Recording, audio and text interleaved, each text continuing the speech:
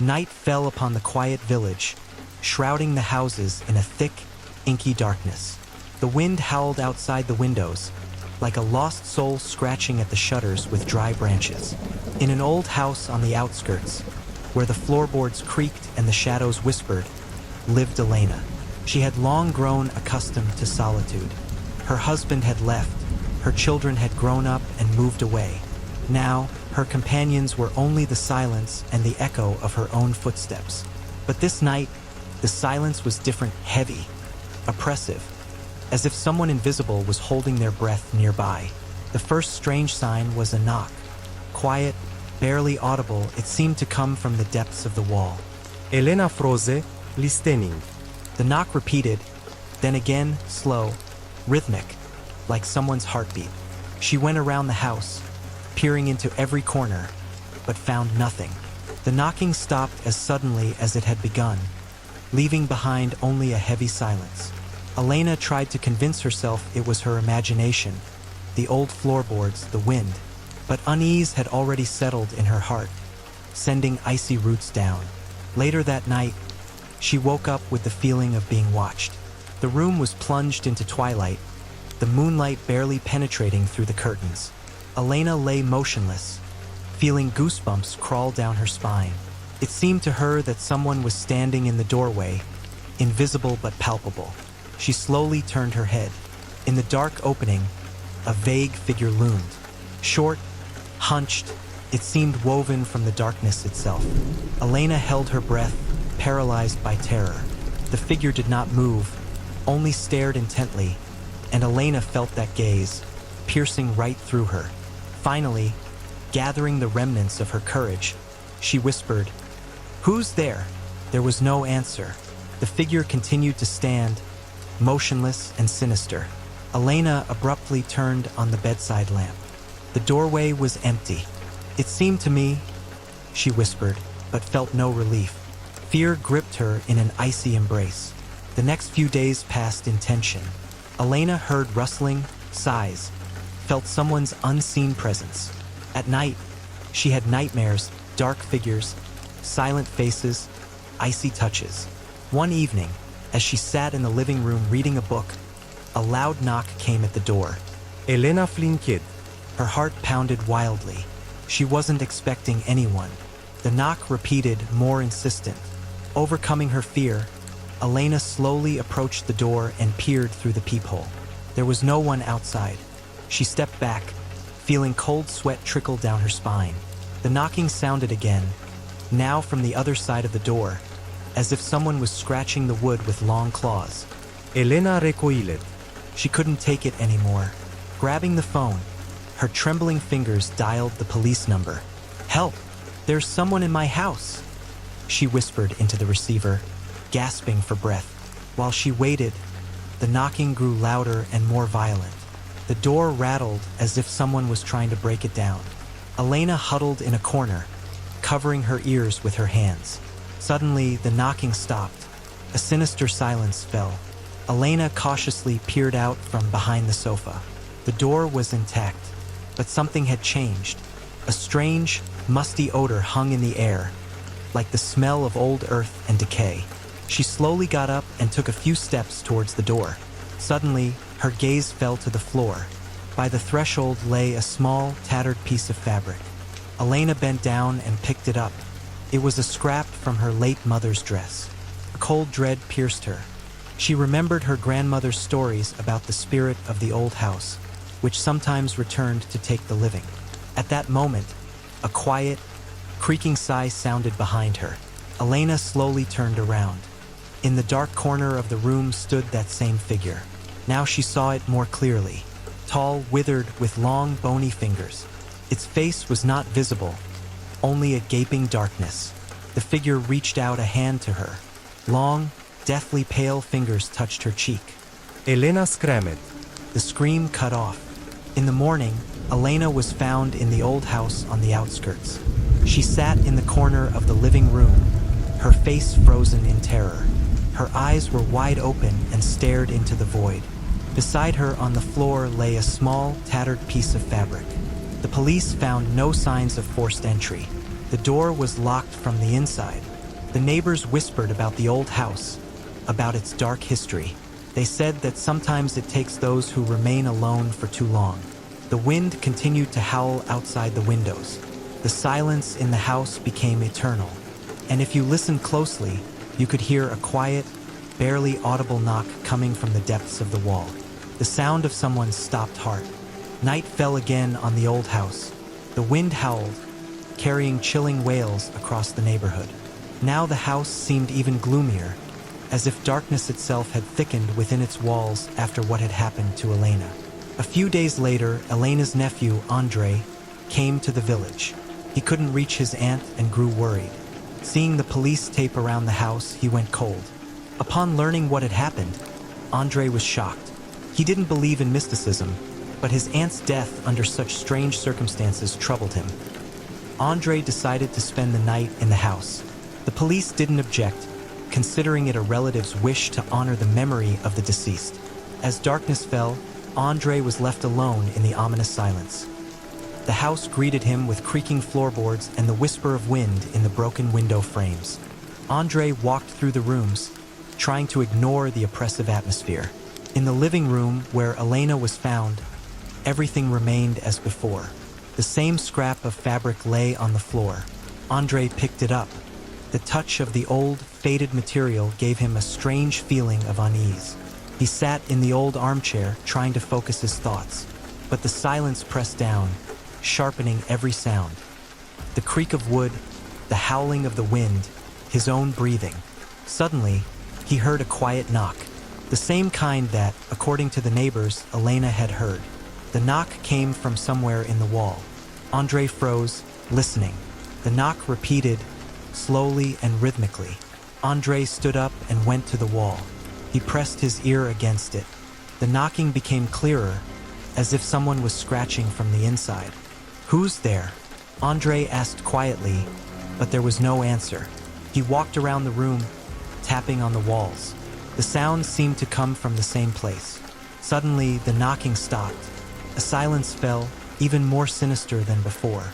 Andre felt goosebumps run down his spine. He felt uneasy. He tried to convince himself it was his imagination, the old house. But the feeling of someone's unseen presence grew stronger. He returned to the armchair, but couldn't fall asleep. Every rustle seemed like someone's step, every shadow like someone's figure. The night dragged on agonizingly slowly.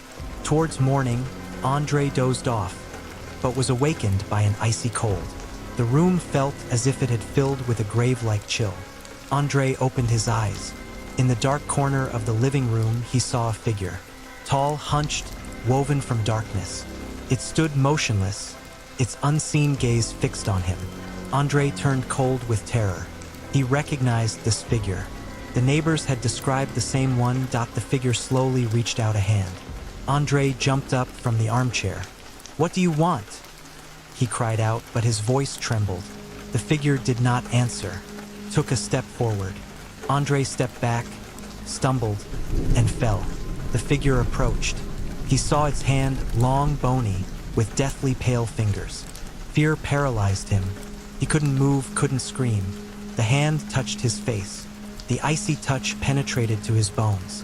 Andre felt something cold and sticky envelop his consciousness. He tried to resist, but his strength was leaving him. Darkness thickened around him, swallowing the light. In the morning, Andre was found in the old house.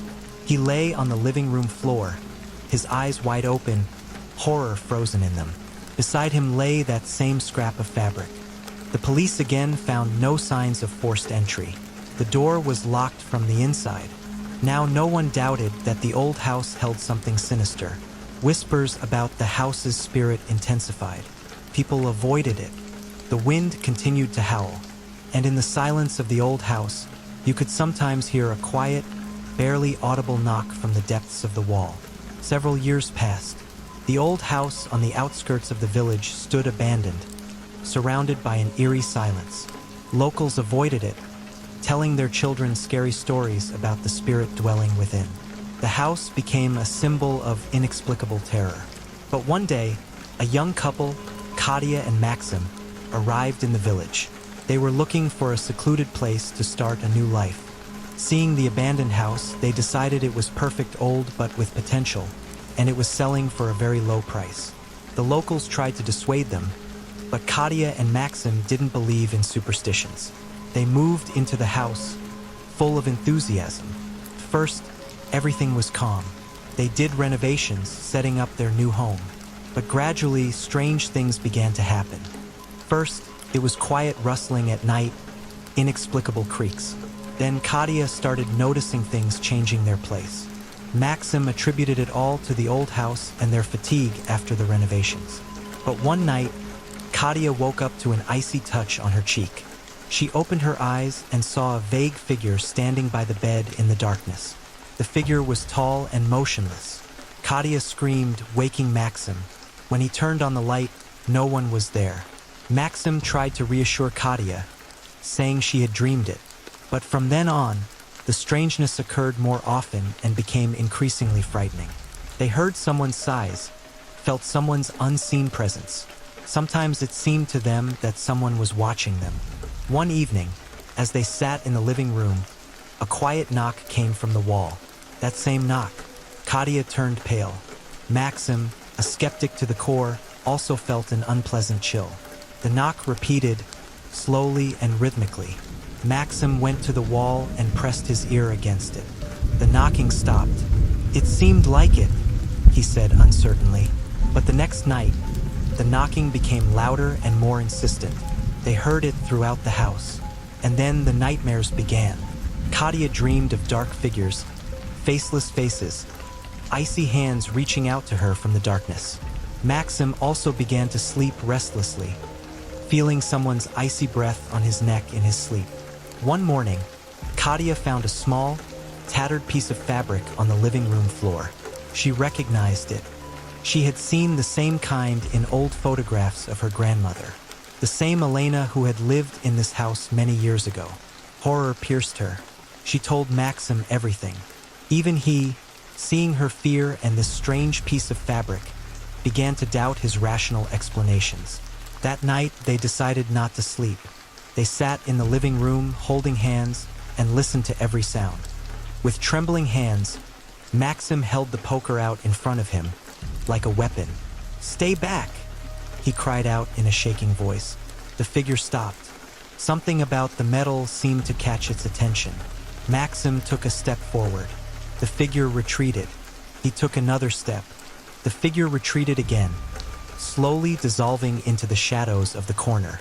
The knocking from the wall ceased as suddenly as it had begun. Silence returned to the house, but now it didn't feel sinister, but rather tense, expectant. Katia and Maxim stood there, breathing heavily, their eyes fixed on the dark corner. The figure was no longer there. "What was that?" Katia whispered, her voice trembling. "I don't know," Maxim replied, still clutching the poker. "But we need to get out of here." They rushed to the door, yanked the handle, it opened. They ran out of the house into the night darkness, without looking back. They never returned to the old house. They told the locals everything, but they only nodded sadly, saying that it was meant to happen. The house remained abandoned, its dark history enriched by another gruesome chapter. And if you listened to the howling wind at night, you could discern a quiet, barely audible knock coming from the depths of its walls. A reminder that evil never sleeps. Katia and Maxim couldn't recover from the horror they had experienced for a long time. Nightmares haunted them, and every creak reminded them of the sinister house. They moved to another city, trying to start a new life, to forget the nightmare like a bad dream. However, the past did not want to let them go so easily. Several months later, Katia began to notice strange things. At first, they were small, barely perceptible details, moved objects, the feeling of being watched. She attributed it all to her own suggestibility, to the aftermath of the stress she had endured. But one night, she woke up to an icy touch on her cheek. Opening her eyes, she saw a vague figure standing by the bed in the darkness. Tall, motionless. Katia screamed. Maxim woke up, but no one was in the room. He tried to calm her down, but he himself felt an inexplicable anxiety. From that moment on, the strangeness began to repeat. They heard a quiet knocking, seemingly coming from the wall of their new apartment. Katia found small, tattered pieces of fabric in the most unexpected places. One night, Maxim woke up feeling someone's icy breath on his neck. He turned sharply and saw a dark, tall figure in the corner of the room. Horror returned. They realized that the spirit from the old house had followed them. It wasn't tied to the place. It was tied to them. In desperation, they turned to a parapsychologist. The specialist listened to their story and said that they had encountered something very ancient and evil, something that fed on fear and loneliness. He suggested that the spirit had taken the souls of Elena and Andre, and now it wanted to take theirs. The parapsychologist tried to perform a cleansing ritual, but it only angered the entity. The strangeness occurred more frequently and intensely. The figure appeared more and more often. Its touches became colder, and the knocking louder and more insistent. One night, waking up from another nightmare, Katia saw the figure standing right above their bed, its faceless head tilted towards them. Maxim grabbed Katia's hand. They knew it was the end. In the morning, they were found in their apartment. They lay in each other's arms, their faces contorted in terror. There were no signs of forced entry in the room. On the floor lay a small, tattered piece of fabric. Silence fell on this place too, but sometimes, in the night silence, you could hear a quiet, barely audible knock. A reminder that some nightmares follow you, no matter where you go.